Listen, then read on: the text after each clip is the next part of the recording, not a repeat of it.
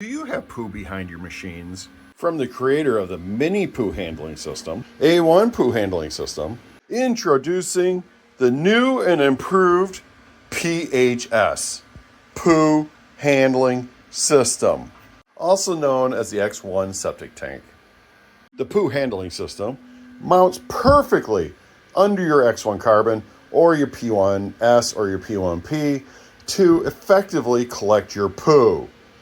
The poo handling system has been divided up and pinned so that it can be printed on an X1. I have designed a ramp drawer to help the poo get down to the other end. Our hopper is removable, slides into its grooves here, and magnetics onto the back of the machine. And we have our feet locators here, so you know where to put your tray under your poo machine. Under your printer. Whether you have little poo, big crazy poo, or clumpy poo, or monster poo, or stringy poo, or been to Taco Bell.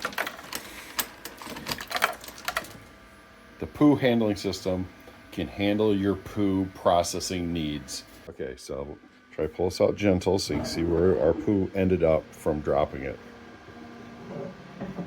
So I got the ramp angle aggressive here so it gets away from the door. As you can see, most of it, except the super clumpy poo and the super stringy poo, well, some of the stringy poo went down here, but the little poos and that seem to get it farther down. And so it seems to be working. Now, I haven't coated this yet. I have some PTFE lubricant coming today, and then I'm going to coat all this with that as well. So I purposely made this gap here because let's say you have some extra sticky poo and you do jam this up. Well, you don't want your machine to jam up. So if it overflows, your machine can still dump it behind the machine and at least keep your machine running. The drawer is also set up so let's say you pull it forward and some poo falls here.